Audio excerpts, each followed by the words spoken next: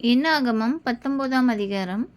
கர்த்தர் மோசேயையும் ஆரோனையும் நோக்கி, கர்த்தர் கற்பித்த நியாய பிரமாணமாவது, பழுதற்றதும் ஊனமில்லாததும் நுகத்தடிக்கு உட்படாததுமாகிய சிவப்பான ஒரு கிடாரியை உன்னிடத்தில் கொண்டு வரும்படி இஸ்ரவேல் புத்திரருக்கு சொல்லுங்கள். அதை எலெயாசார் என்னும் ஆசாரியனிடத்தில் ஒப்புக்கொடுங்கள். அவன் அதை பாளையத்துக்கு வெளியே கொண்டு போக கடவன். அங்கே அது அவனுக்கு முன்பாக கொல்லப்பட கடவது.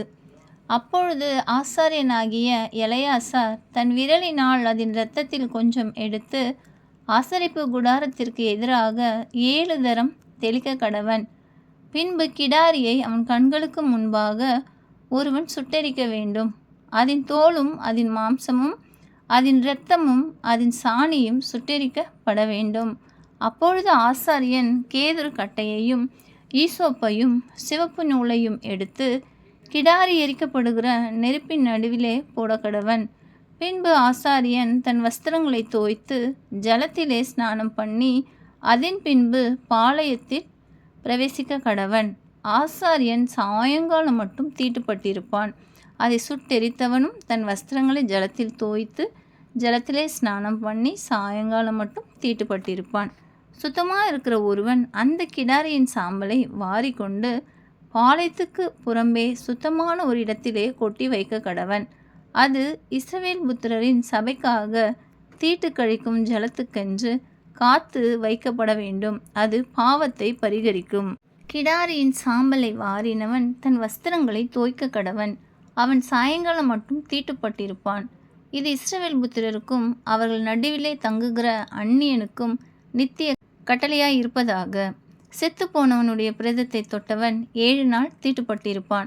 அவன் 3ஆம் நாளிலும் 7ஆம் நாளிலும் தீட்டு கழிக்கும் ஜலத்தினால் தன்னை சுத்திகரிக்க கடவன். அப்பொழுது சுத்தமாவான். 3ஆம் நாளிலும் 7ஆம் நாளிலும் தன்னை சுத்திகரிக்காமல் இருப்பான் ஆகில் சுத்தமாகான். செத்தவனுடைய பிரேதத்தை தொட்டும் தன்னை சுத்திகரித்து கொள்ளாதவன் கர்த்தரின் வாசஸ்தலத்தை தீட்டுப்படுத்துகிறான். அந்த ஆத்துமா இஸ்ரவேலில் இராமல் அறுப்புண்டு போவான். தீட்டு கழிக்கும் ஜலம் அவன் மேல் தெளிக்கப்படாததினால் அவன் தீட்டுப்பட்டிருப்பான். அவன் தீட்டு இன்னும் அவன் மேல் இருக்கும்.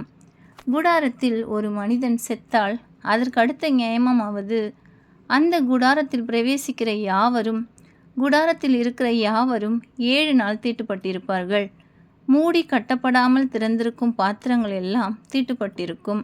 வெளியிலே பட்டயத்தால் வெட்டுண்டவனையாவது செத்தவனையாவது மனித எலும்பையாவது பிரேத குழியையாவது தொட்டவன் எவனும் 7 நாள் தீட்டுப்பட்டிருப்பான். ஆகையால் தீட்டுப்பட்டவனுக்காக பாவத்தை பரிகரிக்கும் கிடாரியின் சாம்பலிலே கொஞ்சம் எடுத்து ஒரு பாத்திரத்தில் போட்டு அதன் மேல் ஊற்று ஜலம் வார்க்க வேண்டும். சுத்தமான ஒருவன் ஈசோப்பை எடுத்து அந்த ஜலத்திலே தோய்த்து குடாரத்தின் மேலும் அதிலுள்ள சகல பனிமுட்டுகளின் மேலும் அங்கே இருக்கிற ஜனங்களின் மேலும் தெளிக்கிறதும் அல்லாமல் எலும்பையாகிலும் வெட்டுண்டவனையாகிலும் செத்தவனாகிலும் பிரேத குழியையாகிலும் தொட்டவன் மேலும் தெளிக்க கடவன். சுத்தமாக இருக்கிறவன் தீட்டுப்பட்டவன் மேல் 3ஆம் நாளிலும் 7ஆம் நாளிலும் தெளிக்க வேண்டும். 7ஆம் நாளில் இவன் தன்னை சுத்திகரித்து தன் வஸ்திரங்களை தோய்த்து ஜலத்தில் ஸ்நானம் பண்ணி சாயங்காலத்திலே சுத்தமாக இருப்பான். தீட்டுப்பட்டிருக்கிறவன் தன்னை சுத்திகரித்து கொள்ளாதிருந்தால் அவன் சபையில் இராதபடிக்கு அரிப்புண்டு போவான். அவன் கர்த்தரின் பரிசுத்த ஸ்தலத்தை தீட்டுப்படுத்தினான். தீட்டு கழிக்கும் ஜலம் அவன் மேல் தெளிக்கப்படாததினால் அவன் தீட்டுப்பட்டிருக்கிறான். தீட்டு கழிக்கும் ஜலத்தை தெளிக்கிறவனும் தன் வஸ்திரங்களை தோய்க்க கடவன். தீட்டு கழிக்கும் ஜலத்தை தொட்டவனும் சாயங்காலம் மட்டும் தீட்டுப்பட்டிருப்பான். தீட்டுப்பட்டிருக்கிறவன் தொடுகிறவைகள் எல்லாம் தீட்டுப்படும். அவைகளை தொடுகிறவனும் சாயங்காலம் மட்டும் தீட்டுப்பட்டிருப்பான். இது உங்களுக்கு நித்திய கட்டளையாயிருக்கும் என்றார். ஆமென்.